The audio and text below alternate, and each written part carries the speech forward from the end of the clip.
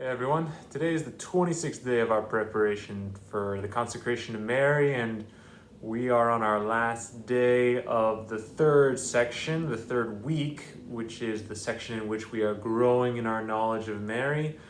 Beginning tomorrow, we're going to start looking at the figure of Jesus Christ, trying to grow in knowledge and love of Jesus Christ directly, which is the end of this consecration. And today, in paragraphs 183 to 190, we're going to be looking at what St. Louis de Montfort has to say about the consecration is expressed in a biblical figure. This is something very common among the saints, where they aren't simply content to present, the theological reasons, but they also go back to Scripture and they say that what I am expressing has actually been prefigured in the biblical text. And so that's what St. Louis de Montfort is going to do now. And he's going to draw upon these figures of Rebecca and Jacob and Esau from the Old Testament as like these figures that show the Blessed Virgin Mary's concern for her children. The same way that Rebecca was very concerned for Jacob, her beloved son, so too is Mary concerned for us, her beloved children as well. And the entire biblical account can be found in chapter 27 of the book of Genesis. And we're just going to look at today how St. Louis de Montfort presents this story, and then we're going to be seeing how Esau, one of the sons of Rebekah and Isaac, symbolizes or represents those individuals that do not have a great Marian devotion and, for the great part, are also without faith, even though they might nominally identify themselves as believers. Tomorrow, then, we're going to go on to look at Jacob, and we're going to consider how he is actually a representative of a faithful son of Mary. So first Esau today, then Jacob. But before either of those, let's just refresh our memories as to what happened in this story in the Bible. It's a very dramatic piece of scriptural history. So several years before this took place, Esau, the firstborn, the elder son, the oldest son of Isaac, had sold his birthright to Jacob. And Rebecca, however, loved Jacob tenderly. She had this special affection for him. And so, when the time came for Isaac to pass, she wanted to guarantee that Jacob, her beloved son, would receive that blessing due to the firstborn, which Esau had agreed to give him years earlier. So Isaac called Esau, said he was dying, and he wanted to bless him as the firstborn before he did, and he told him to go out hunting to bring him something to eat, and then he would give him his blessing. Rebecca finds out, she immediately tells Jacob, and then she sends him to fetch 2 small goats from the flock. Jacob gives these goats to her mother. She prepares them in the way that Isaac would like, and then she goes about dressing Jacob in Esau's clothes, which she had in her keeping, and it might seem a little improbable, but her plan is to, in a sense, trick the father, Isaac, into thinking that Jacob was actually Esau. Now, it sounds improbable that, this father should be able to pick out who's who. Like, he can't tell his own sons apart. There's something wrong. But let's remember the circumstances. Isaac would realize that Jacob's voice was not Esau. So as soon as Jacob talks, he's going to pick up on the fact that, this is not like Esau's voice. But Isaac was blind. So he's not going to see that it wasn't Esau. And moreover, Rebecca was dressing Isaac in the clothes of Esau, so that when Isaac, the father, touched Jacob, it would feel like the touch associated with Esau. So that's their plan. He comes in with the food, and it all works out. Isaac was surprised that the voice wasn't Esau's, but he felt the hair on the skin covering Jacob's hands, and he said, the voice is from Jacob, but the hands are from Esau, and therefore he believes he's with Esau. So he eats, he then kisses Jacob, and he pronounces the formal blessing over Jacob.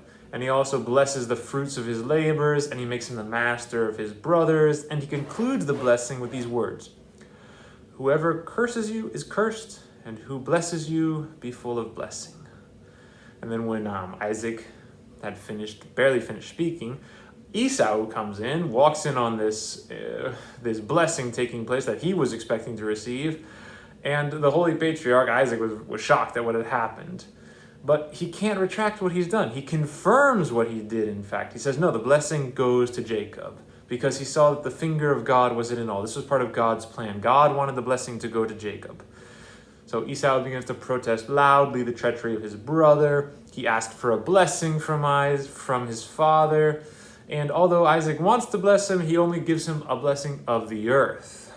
But he subjects him still to his brother. So Esau, though he's older, becomes now subject to his younger brother Jacob. And because of this, Esau obviously doesn't appreciate what Isaac has done, and he has this venomous hatred, and he hardly waits to kill him. But he has to wait for his father to die to actually do that. And Jacob only manages to escape because Rebekah had saved him by her ingenious advice. So that's basically the story, what happened in Genesis 27. And what St. Louis de Montfort is going to do is he's then going to draw this comparison between Esau and a figure of the condemned, like people that are not living in grace, people that are not living the faith, people that are not living as good sons and daughters of the Blessed Virgin Mary. Rebekah is obviously a figure of the Blessed Virgin Mary, and tomorrow we're going to look at how Jacob is a figure of the elect. So first of all, Esau. Scripture says that he was the elder brother. He was strong, robust, clever, skillful with the bow, and very successful at hunting. And Louis de Montfort says that, okay, this is like the reprobates. This is like the people that are not living as friends of God. Technically, they're called reprobates. These reprobates rely on their own skill and strength in temporal affairs. They're energetic, they're clever, they're well-informed about things of this world. They're up to date, but they're very dull and ignorant about things of heaven. That's the first comparison. So just like Esau was good hunting and good worldly activities, but he wasn't really so clever about the spiritual things like receiving the Father's blessing, so too, the reprobates are also good at worldly affairs, but they are very dull about spiritual things. The second comparison. Esau seldom stayed at home, and relying only on his own strength and skill, he worked outside the house. Now we go to the reprobates. These faithless people are never or very seldom at their own house. And when St. Louis de Montfort says their own house, he's talking about recollection, he's talking about prayer, he's talking about their own souls. He's saying they never are silent, they never withdraw into themselves to really pray, to really converse with God in their inner chamber, in their consciousness.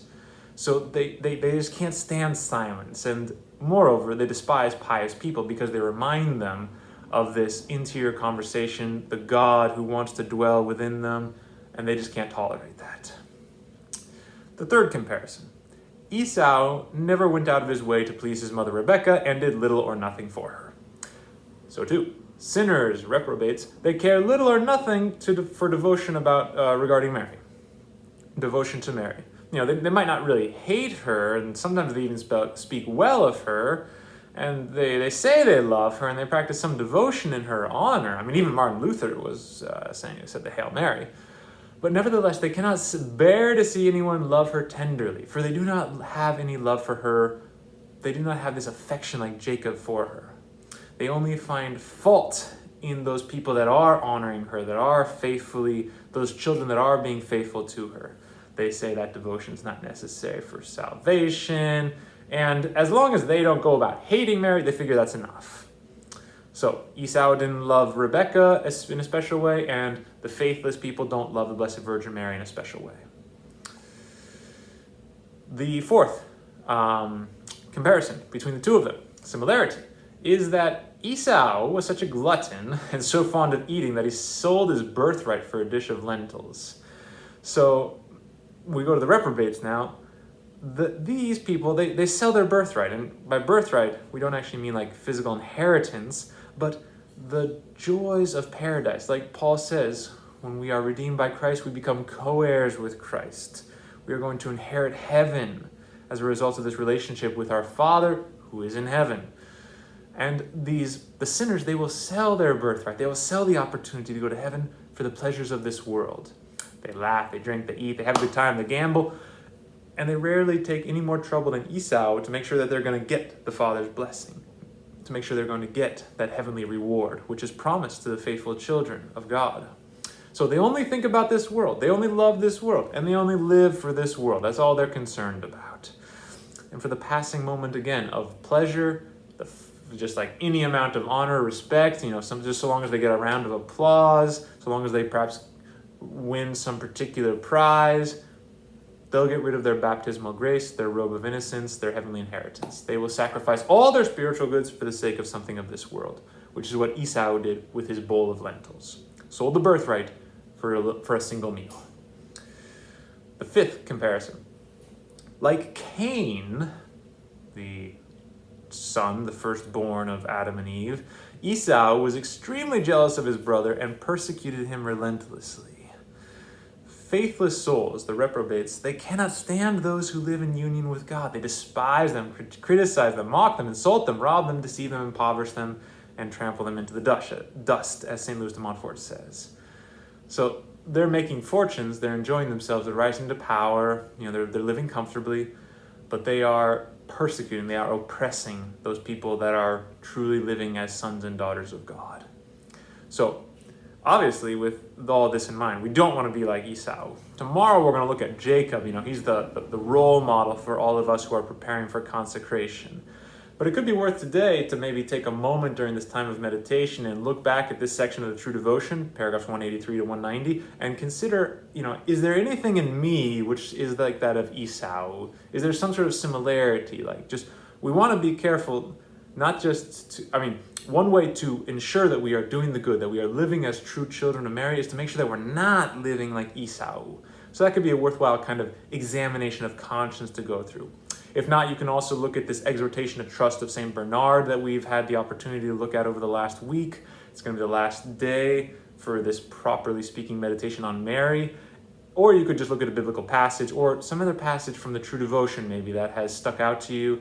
Once again, though, during the time of meditation, it's a time of prayer, conversation, not just simply reading what St. Louis de Montfort has to say, but really trying to assimilate it, make it your own, make it interior. That is what we're trying to do during this part of the preparation. We are trying to grow in knowledge and love of Mary. And to do that, we have to at times be silent. Take some time to be quiet, to reflect, and to pray. O Mary, conceived without sin, pray for us who have recourse to thee.